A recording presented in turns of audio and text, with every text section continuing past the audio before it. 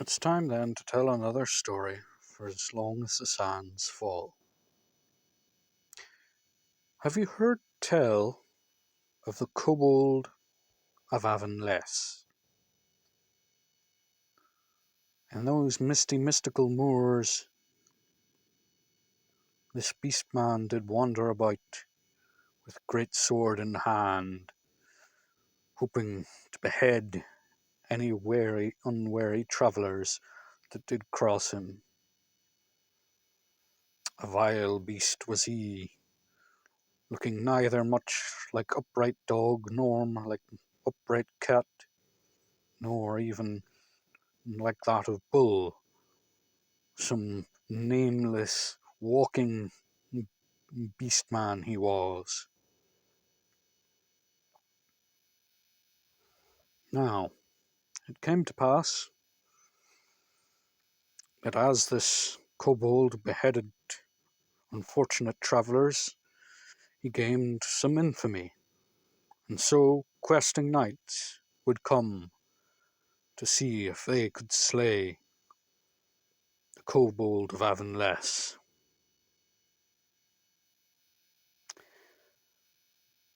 First came a reckless and young knight in bright shining armour, untested in battle, but full of bravery and courage.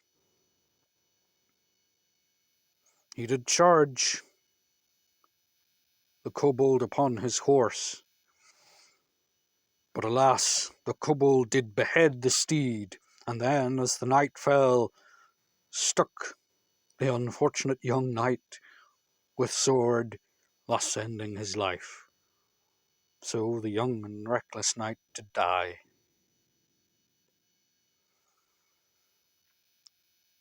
Then, in later time, came another knight. This one was not so raw and fresh as the first, for he had seen some battles, fighting against fellow men and for riches and land. He too did charge at the kobold upon horseback, lance lowered, but the canny beast man did behead horse once more,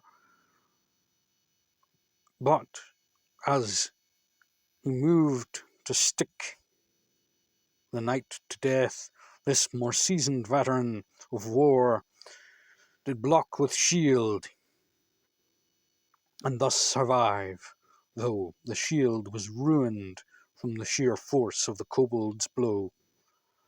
Scrambling upwards, the seasoned veteran was on the back foot all the while, struggling to fight out and draw his sword. Alas, he could not quite manage to gain the advantage, and soon enough, even armoured, he too was beheaded. Yet the end of the kobold would come with a final night.